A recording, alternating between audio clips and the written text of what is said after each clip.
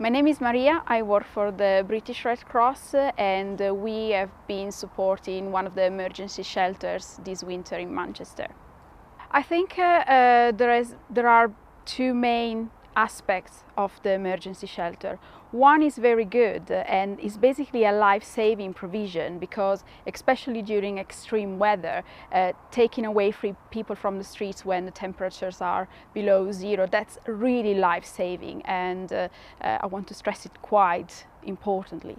The other aspect, however, is because it's an emergency shelter, the provision is very basic, and the people that we worked with were quite stressed most of the time because they didn't felt necessarily safe in sleeping with people that they didn't know.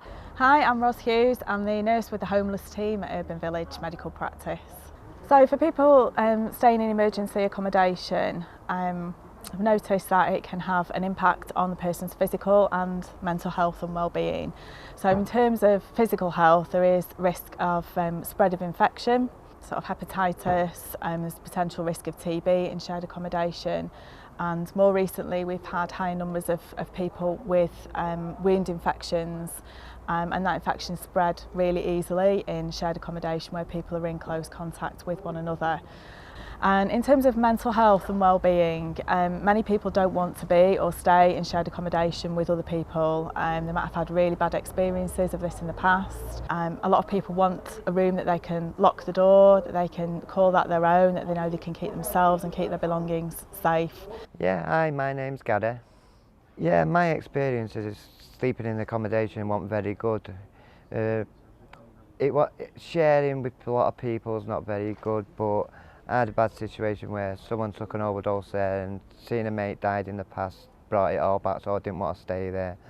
But it's not just that situation, it's not having privacy, everything what goes with it, all the people in one room, you know what I mean? It's just not a safe environment, it's not an happy environment, it's not an environment you want to be in really. Yeah, I would say it impacted on my mental health because I had to go back on the streets again. And bringing that up with my mate, the guy who took the overdose, it brought it all back up. So yeah, it did impact on me in mental health, I would say, yeah.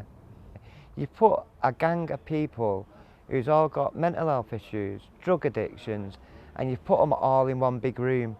That's not very safe in my eyes.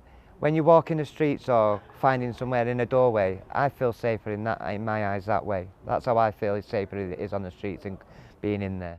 Because if you had your own room, you'd be able to just go in your own room and lock it, you know what I mean? If you had ear violence or whatever, you can go in your room and lock it. If you felt angry yourself or you felt in distress yourself, whatever, you can go in your room and lock it. You can put your stuff in your room and lock it. So single rooms are a lot better than these shared rooms. Let's all work together to bring in the minimum standards. Let's all work together to bring in the minimum standards. Let's all work together to bring in this minimum standard.